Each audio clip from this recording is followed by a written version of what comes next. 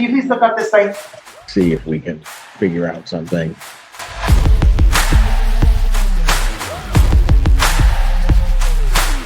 All right, 14th District Court is now back in session. Honorable Judge Jason Simpson presiding. You may be seated.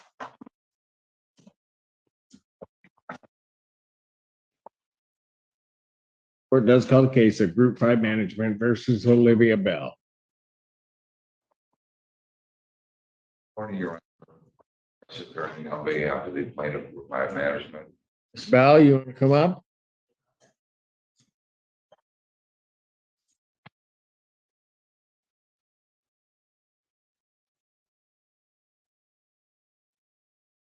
So, all right, state your name. Olivia Bell. All right. Mr. Weiss. Yes, Your Honor. This matter has been adjourned a couple of times. The balance owing is basically stemming from pet fees and a pet deposit for an animal that Ms. Bell had. The question that's presented is the application of ESA. Back in 2019, Ms. Bell applied for an ESA for a dog, I believe it was a pit bull. She had a letter from her doctor indicating the need for the support animal, and it was granted. At that point in time, she did not pay a pet fee or a pet deposit. Subsequently, I believe in February of 2023, she had to remove the support animal because it was a pit bull and it apparently had bitten one of the tenants. That was in February. She replaced the animal, and then in October of 23, we requested that she certify the new animal, which I believe is White Chihuahua. And Well, let me ask this because I remember the issue, but the certification for the animal, however one wants to put that. Well, let me put it this way. Does the complex certify the animal? the complex asked that she read certification that she of her needs for the support animal, which in 2019 she did provide for us. We asked starting in October when she got the new animal, we asked that she recertify herself that she had a continuous need for that support animal. Okay, and again, that I guess brings me to the next point. If nothing had happened with the pit bull, she wouldn't have had to recertify anything. Well, we take the position that we could have asked her to certify, but we didn't. The fact that she had the replacement animal brought it to our attention as, does Ms. Bell still need a support animal? If so, we asked that she be recertified. We asked, and I have if I can present to the court, if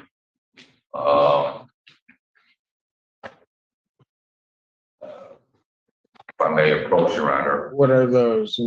This is a thread of emails between Group 5's attorneys who was handling the case then, and Nikki Green from Fair Housing, talking about the pet situation. And Nikki Green basically said she was going to follow up with her doctor, I think Dr. McAvoy, to see if we can get the certification. According to our information, Dr. McAvoy refused to do the certification. We asked that she possibly. But was get that the another doctor. previous doctor? Hmm? Okay, sorry. but here's my issue with this. when she did that in 2019, she's not certifying the animal. Correct. She's certifying her need for an animal. Right. So so what would lead the complex to think that changed? Well, Because and the reason I'm asking that is because based upon at least what's been represented to the court, the only thing that happened is the removal of the animal. that brought it to the attention of management that does she still need a support animal? And that's why we requested certification. Why would that raise the issue? Well, I believe there's a difference between an ESA and a service dog. A service dog, if you're blind or Right. handicapped, you apply for a service dog. That's a different type of certification. And at that point in time, if it's granted, basically it's for life. Support animal is different. It's like, Well, what explains to the tenant that it's different?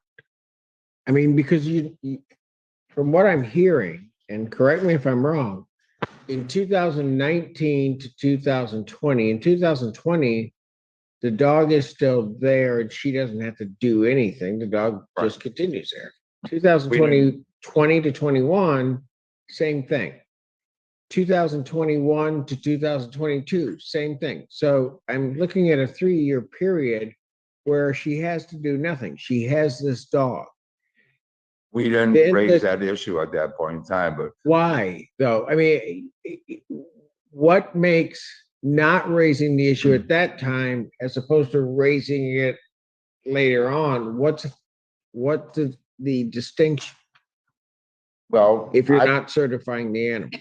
I believe that in a situation that the complex has the right, and there's nothing in the law either way, that we have the right to certify, recertify, or we don't have the right to recertify. So it brought us to the attention, does Miss Bell still need certification? And it's a simple process. All she had to do is go to the doctor. But I get that that's the process that the landlord wants her to enter into. Correct. The problem that I'm having with this is why was the request made at that time as opposed to being made at every 6 months, every year, every whatever? Well, the dog was, the pit bull was removed in February of 23. We waited 8 months. She got a new dog. We waited 8 months until October of 23 in order to give her some time to get the certification. At that point in time, we formally requested it, and that's when we started Okay, but when assessing. did the new dog come in? Excuse me. When was the new dog? I can tell you all of that real quick because my mother doesn't even really sure of it. Faithful was moved out of the house in April of 22, not 23. Okay, She got that's home fine. in December of 22. You all got the wrong dates. I don't know It why. doesn't, ma'am, I don't need that. Okay. If the dog got removed February, April, Mhm. when did the new dog show up? December of 22. December of 22. Yeah, it was 8 months after the old dog was removed. And then when was the request made for the new? In October of 23, So, I believe. so was that the first request for the For ES? recertification, yes. in October of 23. So why did that happen then? Why? Because at that point in time, we reviewed our records and we said, well, does Miss Bell still need the dog? And So- that's when Whoa, whoa. No. I'm just trying to sort this out. Because this doesn't make much sense to me. The pit bull gets removed February of April, whichever it is, of 2022.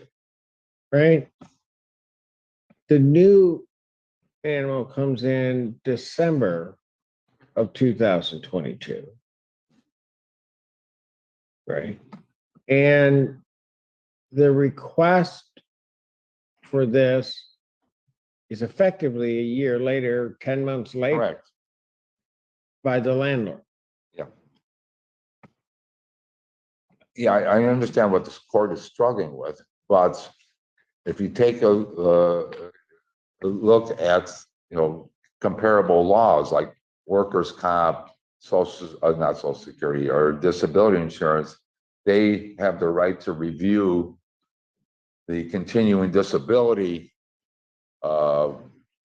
every so often, every 6 months. But you're not reviewing her disability. Yeah, we're asking, by asking her for recertification, we're asking. Where in the lease does it state you could do that? I mean, It because doesn't. that's the problem. The problem We're dealing with also with the law, Your Honor. The law is unclear on it itself, the fair housing, as it pertains to ESA, and I checked into it. There's Okay. no, I get that. I understand the complexities or absence thereof. What I'm looking at the circumstances of this. So one thing that's very clear to me is had the pit bull remained, there wouldn't have been a request. maybe, Well, there wasn't. there wasn't, There wasn't. there wasn't, Request, right? yeah.